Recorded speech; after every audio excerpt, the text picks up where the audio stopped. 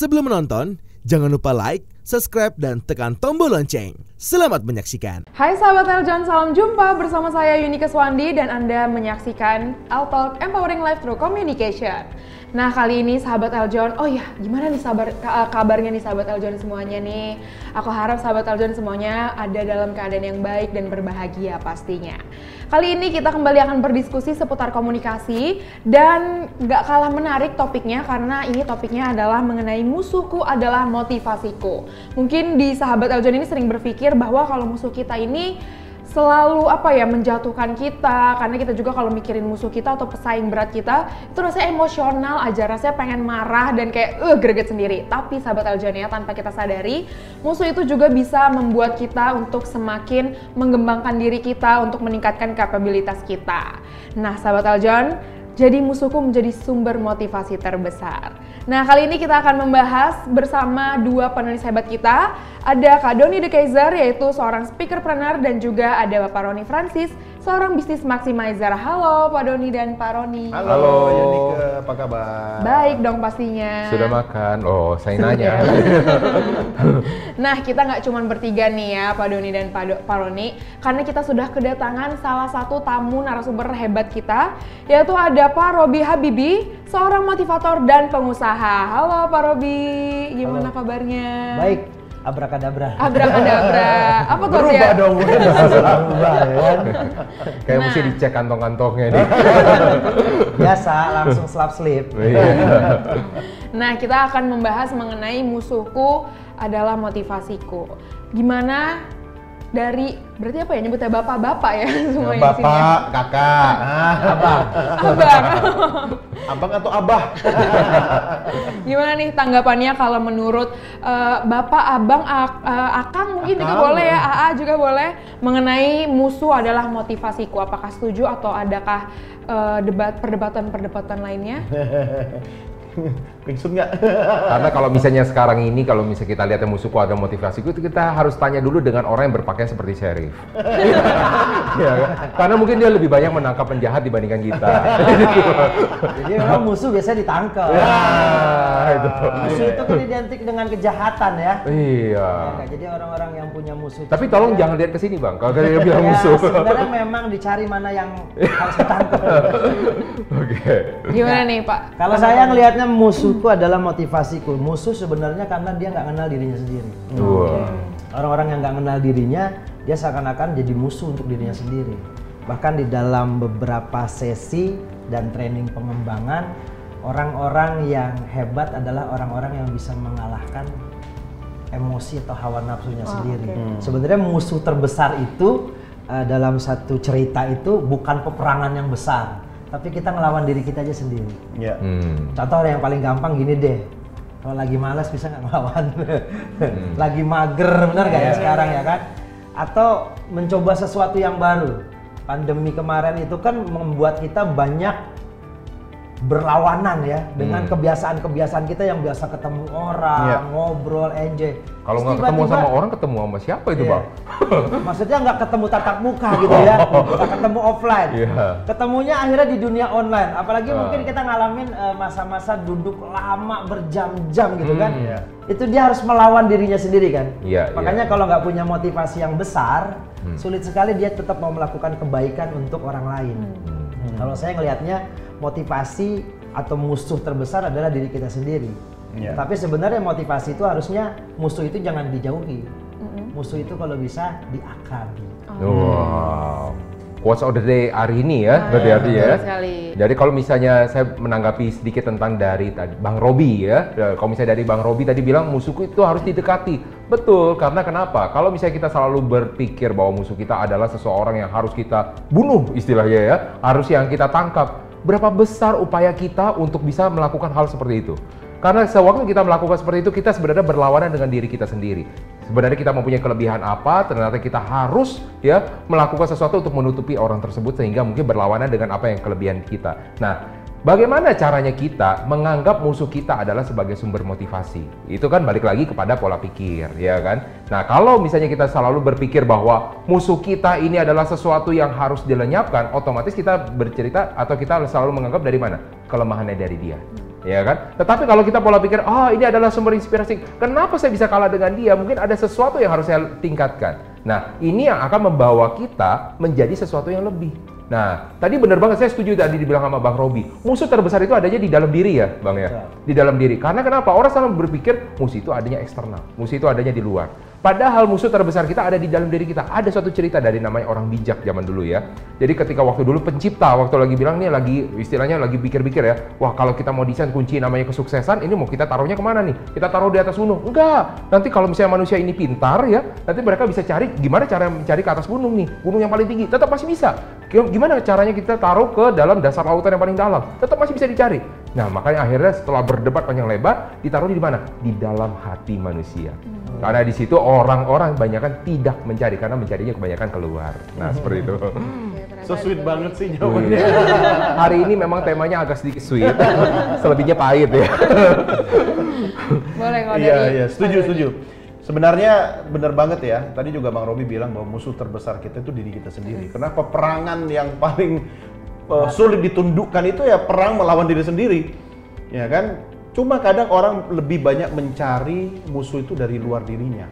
Kalau dia mencari musuh dari luar dirinya, itu sebaiknya dijadikan sebagai motivasi untuk men-trigger dirinya lebih baik lagi.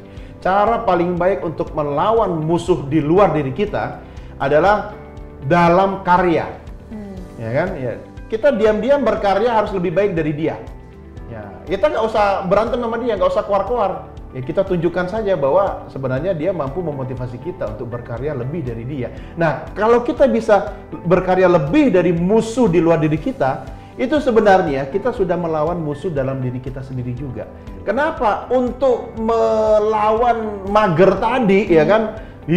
Apalagi nih misalnya nih, lagi siang-siang, panas, masuk kamar, nyalain AC, nonton Netflix gitu kan. Enak banget kan? Ya, kita punya pilihan masing-masing sama kok tiap pagi. Ya, melompat dari tempat tidur kita, kemudian mulai beraktivitas dan atau terjerembab. nggak apa-apa, ya risiko. Atau tarik selimut, lanjutkan tidur sampai siang, ya kan? Tapi ketika teman kita yang bangun lebih pagi dan terjerembab tadi, tapi dia bangun lagi, ya kan? Terjatuh lagi, tapi dia bangkit lagi, ya kan? Dia sampai ke tujuannya, kamu jangan marah, jangan sirik, jangan iri, ya kan? Yang terjadi sekarang kan kita suka bilang gini, kayak gitu juga gua bisa. Lah kalau lu bisa kenapa lu gak lakuin? Iya kan? Kenapa lu sirik gitu kan? Nah, jadi saya setuju banget dengan Bang Robi sama Bro Roni. Sebenarnya musuh yang harus kita kalahkan itu pertama diri kita. Apa itu? Mindset kita. Oke, balik lagi. Ini nih paling ngeri loh, kadang kita dijajah oleh pikiran kita sendiri. Ya kan? Nah, tadi kan kita juga kita kan dari tadi membahasnya nih musuh di dalam diri kita atau musuhnya itu ada di dalam diri kita. Tapi kalau masalahnya nih, di sini case-nya musuhnya itu adalah beneran musuh nih. Seseorang, terus ada yang memandang musuh ini sebagian dari pertarungan, ada juga orang yang menganggap musuh ini sebagai cambuk untuk sukses. Kira-kira manakah yang lebih baik ataukah ternyata ya udah didiemin aja lah musuhnya, diakrapin aja. Siramin baygon ya. Gimana Pak? Ya kalau dalam dunia pengembangan diri kita biasanya ajarkan seseorang itu untuk mengenal dirinya sendiri. Bahasa simpelnya gini, apa yang ada jadi kelebihan kita tuh kita harus tahu dulu. Biasanya buat supaya mudah tuh dibagi 3. Pertama mindset. Ada namanya mindset mastery, gimana dia bisa kenal. Biasanya orang yang udah kenal dirinya tuh dia bisa mengalahkan apapun di luar. Bahkan termasuk ketika saya belajar bela diri pun, itu ternyata untuk mengenal diri saya diajarin teknik nafas. Jadi orang yang emosional itu bisa dikalahkan dengan orang yang sangat tenang sekali. Dan kuncinya di nafas. Jadi saya dilatih waktu itu cuman, Bang tarik nafas. Jadi kalau orang lagi emosional mau tanding, kita cuman cukup. Jadi kita bisa mengontrol emosi kita.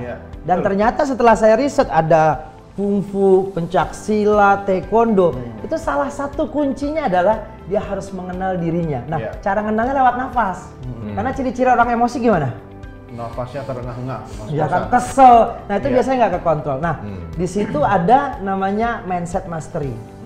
Mindset mastery itu dia ngenalin diri sendiri, dia ngenalin orang lain, dia ngenalin lingkungan. Bahkan kalau di tentara, dulu saya ada istilah namanya ngeter.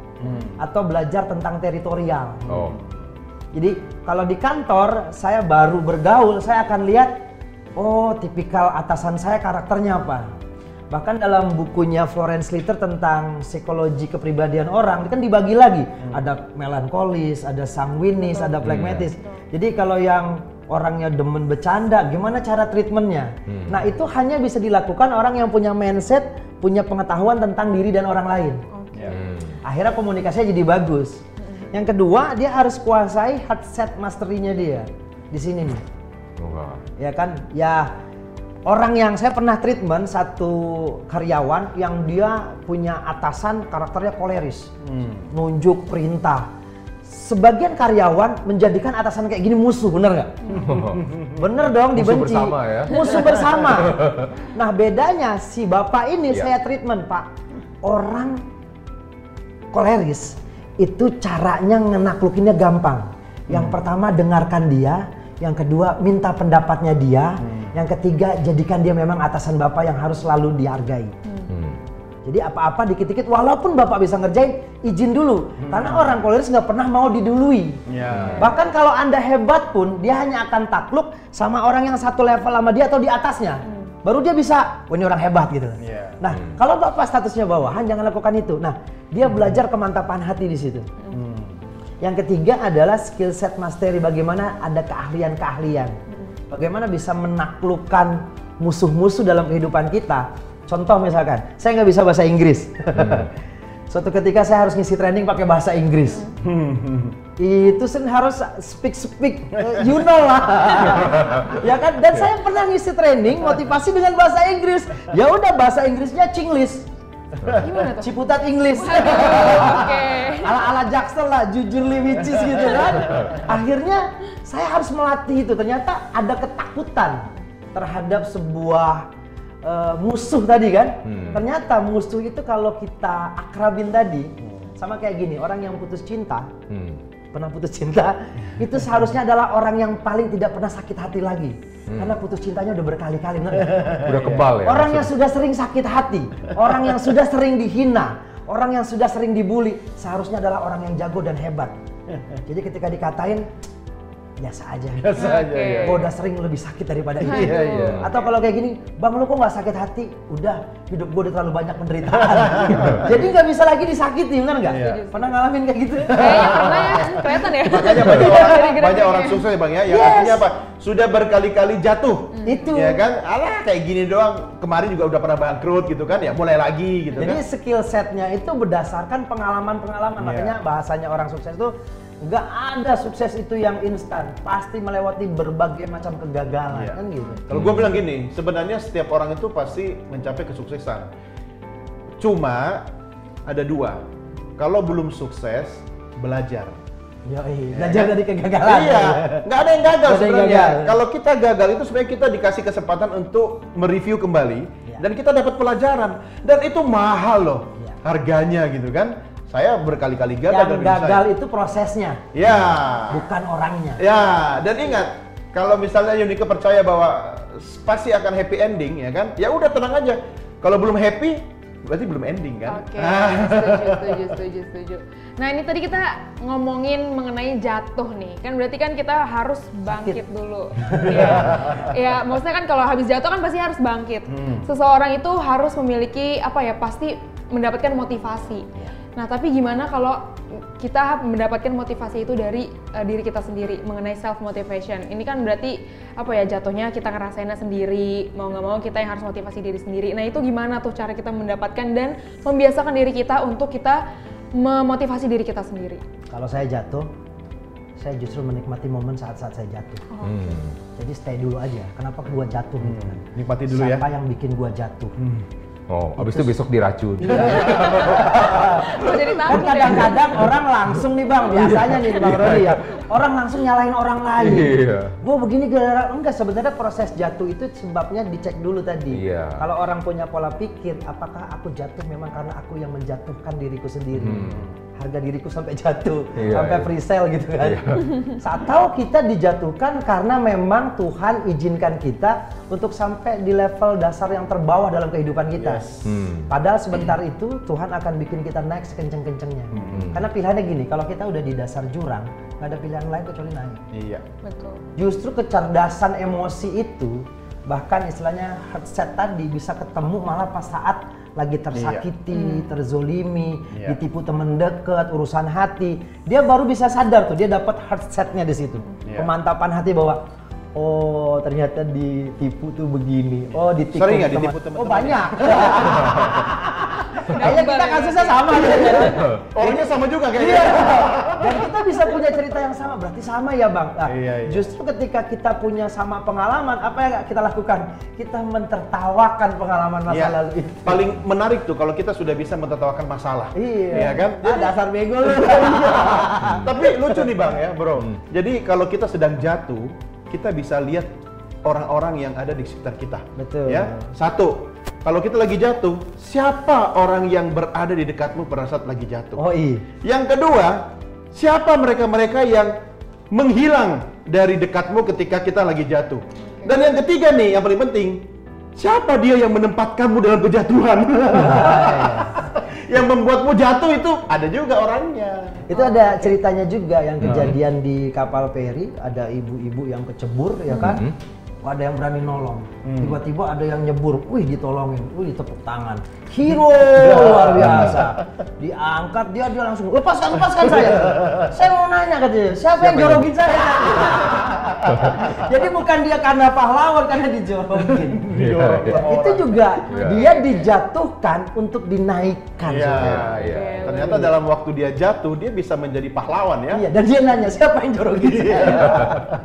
Dia mau berterima kasih mungkin. Iya, mau berterima kasih. Iya kan? Karena akhirnya dia jadi bisa berenang. Iya, makanya Bang, kepada orang yang menjatuhkan kita harus datengin. Setuju. Terima kasih ya. Itu pengalaman pribadi yang gua lakuin. Okay. Ini ilmu. Kemarin juga saya kan nanganin beberapa bisnis, ada ribuan momspreneur lah ya. Salah satunya adalah mereka nggak bisa naik ke puncak tertinggi di bisnis dan kehidupan mereka karena masih ada luka batin tadi. Karena dia ngerasa saya begini tuh dijatuhin sama dia loh. Saya ditipu sama dia. Ketika saya coba terapi dan apakah kamu bisa memaafkan tadi musuhmu itu tadi? Ini kita temanya musuh. Musuh yang real itu memang sadis loh Kak. Bahkan saya sering ketemu ada yang nggak bisa ngomong. Saking dia baru sebut namanya aja, perempuan apalagi ya kan, mak-mak atau bapak-bapak juga ada yang gayanya kayak mama gitu loh. Sakit hatinya luar biasa. Jadi pas dia mau memaafkan nggak bisa. Dan saya pernah ngalamin itu. Yang tadi ditipu, duit saya dibawa kabur dan segala macam. Saya tahu ilmu ini. Kalau saya pengen naik lebih tinggi, saya harus maafkan orang yang menzolimi saya itu. Apa yang terjadi? Saya datengin ke tempat usaha dia pakai mobil tuh gemeternya luar biasa. Saya belum pernah ngerasain energi yang salah dia, yang nipu dia, yang bawa kabur dia. Tapi saya harus datang dan memaafkan dia dan pengen ngomong, saya minta maaf kalau saya salah. Ini rilis nih ya. Rilis banget itu. Ternyata saya bisa ngerasain nggak gampang ngomong kayak gitu. Bawa mobil tuh badan kayak meriang gimana sih? Tapi pas datang ke sana, orangnya ternyata sudah dikeluarkan dan bermasalah sedang dicari polisi. Tapi ketika saya datang, nggak langsung berkata alhamdulillah. Di situ saya jadi datang ke situ aja nggak gampang Bang. Jadi saya sebenarnya tadi berdamai dengan musuh yang ada. Berdamai dengan diri sendiri itu lebih berat loh. Dan ternyata itu ketika saya terapin ke orang-orang yang punya kasus sama, bahkan case-nya bukan orang lain, ada yang musuhnya adalah ibunya sendiri. Musuhnya adalah suaminya sendiri. Musuhnya adalah anaknya sendiri. Jadi cycle-cycle terdekat itu musuhnya luka batinnya gede banget. Iya, kayak kita ada temen ya, yang saya dan Bro Roni juga mengenal orang yang sama. Dia belum bisa memaafkan kehidupan masa lalunya karena faktor orang tuanya. Nggak ada yang bisa bantu dia. Selain dia sendiri. Pokoknya dia harus maafkan dulu, dia terima keadaan, rilis, nah baru bisa keluar dari kotak itu, ya kan? Akhirnya ya sudah, nggak ada yang bisa bantu dia. Oke, jadi intinya kuncinya adalah di diri kita sendiri. Apakah kita bisa berdamai dengan diri kita sendiri dulu, baru nanti setelahnya mengikuti. Berdamai dengan RT RW. Satu kali 24 jam. Nggak lapor. Harus lapor. Begitu, oke. Nah, ini udah mulai seru ya sahabat Eljon ya mengenai diskusi musuhku adalah motivasiku. Tapi jangan sedih sahabat Eljon, nanti kita akan melanjutkan diskusi kita lagi. Tetap saksikan Eltalk Empowering Life Through Communication. Nanti kita akan kembali berdiskusi masih bersama saya Yunika Swandi di Eljon TV.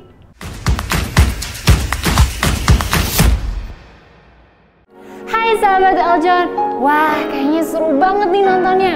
Pasti kalian udah like dan subscribe dong. Nah sekarang saatnya kalian untuk bagi keseruan kalian ke teman-teman kalian dengan cara klik share button. Klik ya, klik ya.